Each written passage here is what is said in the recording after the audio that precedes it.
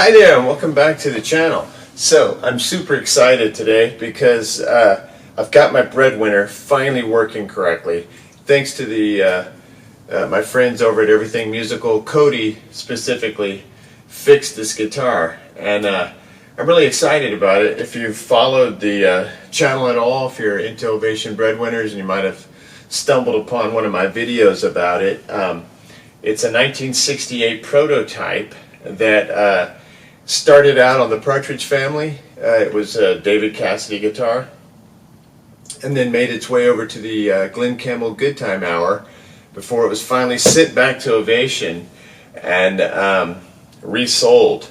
The way you can tell that these are prototypes is that the input jack is into the body as opposed to on the scratch guard here. The pick guard is undrilled right there, and instead you go in through the mahogany body, which is covered in lyra cord. And then we have a plate here, and typically this plate has the Ovation logo. It's the guy with the bell bottoms playing the guitar with long hair and everything, but that is just a clear, piece of metal. And then we've got the Ovation neck plate, which has the serial number, which was put on later. And the actual Ovation logo has faded quite a bit, but overall the guitar is in excellent condition. Had one little mouse bite on the neck, which I fixed with some ebony dust and epoxy, and that's on the video. That's on the internet as well. But the entire time I was a little worried it was doomed because it has this active electronics in it, and it didn't sound very good. The guitar was like noisy. All the switches made noise. You didn't get clarity. You didn't get full, you weren't getting the full tonality of the guitar, electronically. Acoustically, it sounded great, and I love playing it. It's a very comfortable guitar to play. The neck is pretty flat. It's a 12-inch radius, but it's also kind of fat like a Les Paul. Hard to describe. It's not exactly like a Les Paul. It's like a Les Paul plus some. But it's very comfortable, very wonderful. The frets are quite small, and I should probably have it refretted. Could get Cody to refret it for me, because it doesn't have fret nibs or anything like that on it. It'd be an easy job, and I could put something, a little, maybe somewhere like a 6105 type thing on there, something like that, or maybe some Just Car wire that's the similar, size. I'm not a huge fret guy, but maybe a little bigger than these. These are kind of thin. But anyway, the main problem was that the guitar just sounded like garbage. And I was worried that the pickup sucked, because a lot of people hate these guitars. They don't think they sound very good. And I think if you're not careful with them, they don't. And I've done a lot of experimenting. And now, and actually what happened was, I took it to Cody and I said, hey, I don't know if you can fix this thing or not. It has these active electronics. They're very hard to replicate. He was saying if one of the caps has drifted or something, it's going to be a pain to get it off the board, get it back on the board, blah, blah, blah. It's a nightmare. And when you look in there, when he was working on it, I was looking at what was going on, because I couldn't even get the pick guard off, and you have to take the neck off, and so I decided I wasn't going to do it, because I can do a little bit of stuff. I do electronics and everything, but I make a mess and screw things up, so I figured I'll let a professional take a crack at it, especially this guitar, because I had no idea how to get into this thing and make anything happen. And supposedly people say that you can kind of rebuild the active electronics with Artec stuff, but I was just hoping for one of the pickups to work, because the neck pickup sounded pretty good, but both pickups work, because what he discovered doing a continuity test is that the little battery jacks were broken. Both of them, one worse than the other. And these were old, battery connections that they would have made in 1968. And he put on some new ones that are a little more modern, a little more sturdy, actually smaller, so that the batteries fit into the compartment a little better. The little plastic was kind of thick on those. It was like gray plastic. Kept them, of course, just to have all the original bits. But man, this thing just came alive. That was all that was wrong. There's a little bit of noise if you turn the tone control, a little bit. Not so much noise, like some hesitation sound, but it works, and there's no other noise, and it's actually like sounds good. And it wasn't sounding good before, probably because of this whole problem. So I had tried dropping the pickups way down, thinking maybe that'll help. And on my Les Paul, which has PAF pickups, Tim Shaw pickups, it's an '86. So they were trying to go back and do like the '50s wind on those, or '60s wind.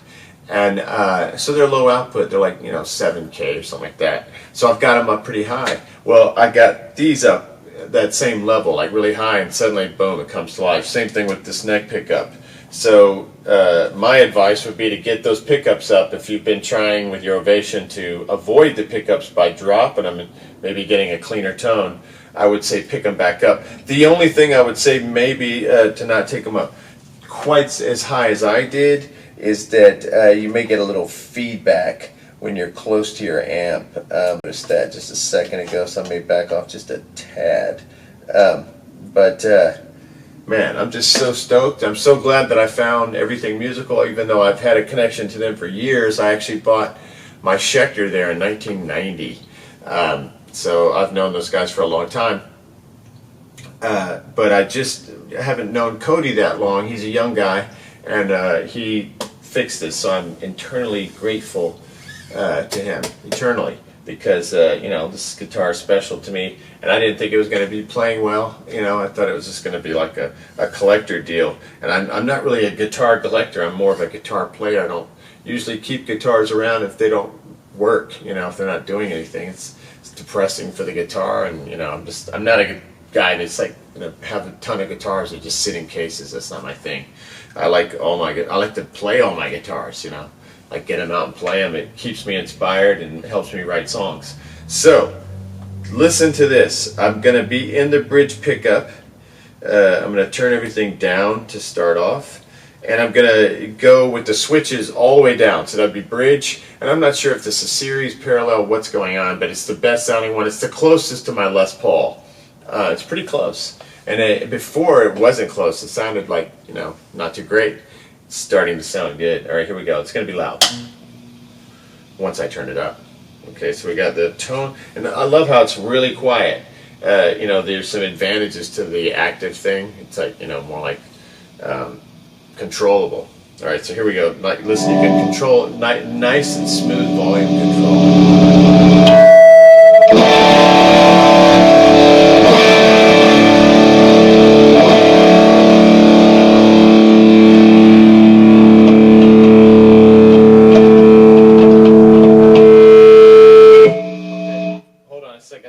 A little growl by dropping these, so I'm going to pick them right back up. I was just afraid they were going to feed back too much if I lifted them up too high, but I just was missing that last little bit of growl that I heard before when I had them a little higher.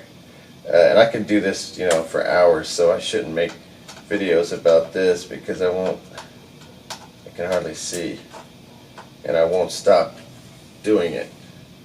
Did I put the wrong screwdriver? No.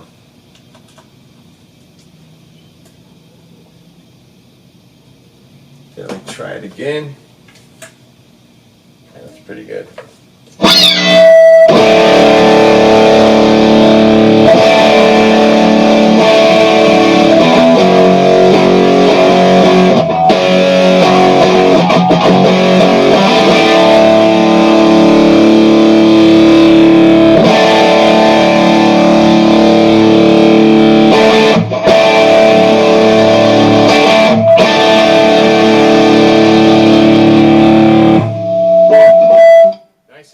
And you can roll the volume off. So watch. Here's the volume at like 3.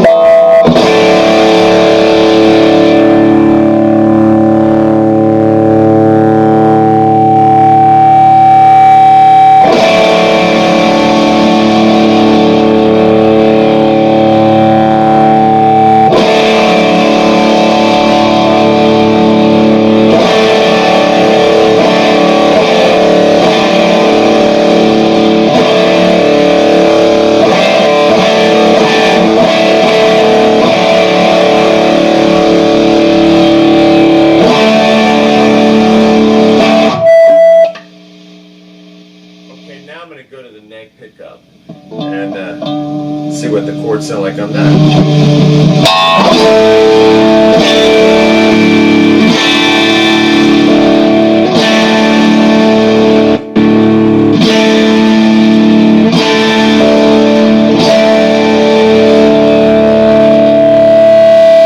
Okay, pretty good. Let's see what happens when pull out this baby.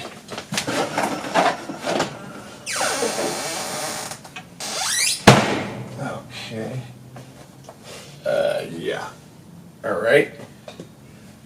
So this one got fixed as well by an old friend of the band, Larry Rose. And he sold me my Schecter, like I said, in 1990. All right, so here we go.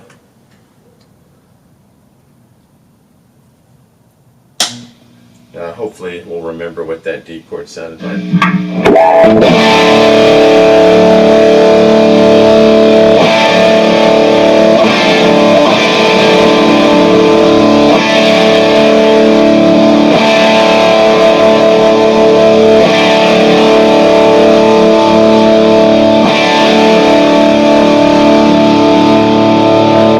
Very similar. This sounds better.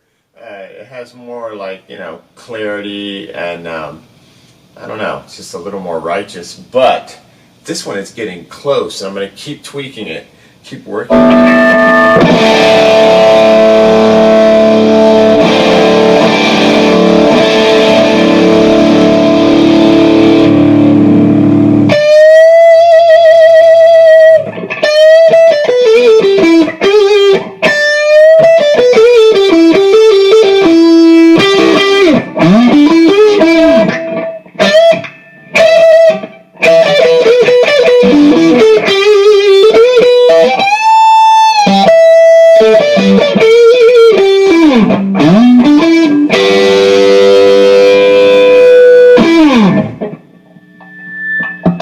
Wow, sounds great. All right, so wait, let me do one more little quick comparison. It's not really nice to compare things to this guitar because it's so awesome.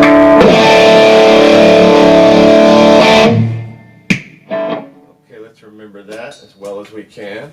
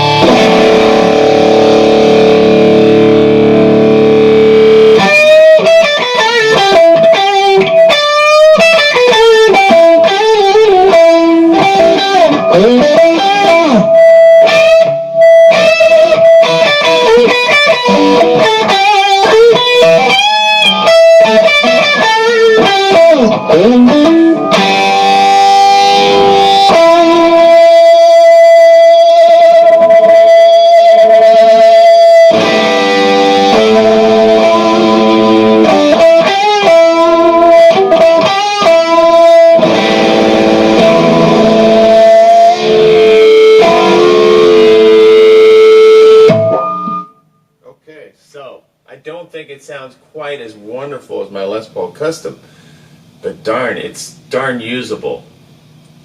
And the thing about this guitar that's really cool is that the clean tones are very, very usable.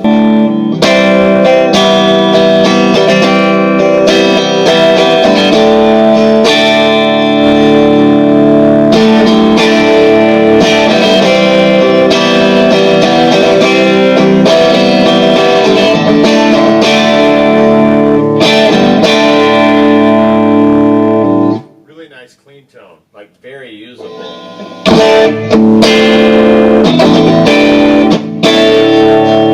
And because it's active, it doesn't like die when you turn it down. Like this is on 2. Listen, it's on 2. Les Pauls don't do that. Okay, let's go to 5.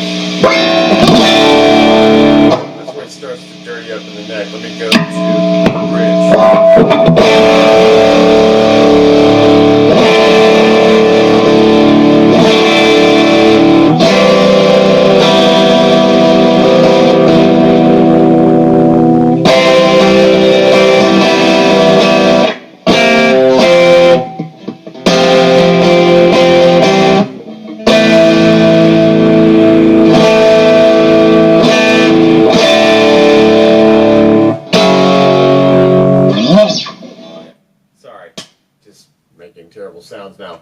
But Ovation Breadwinner, very usable guitar, very versatile guitar, very cool looking guitar with an amazing history.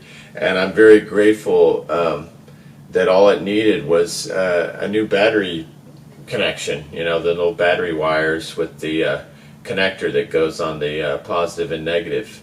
That's all I needed.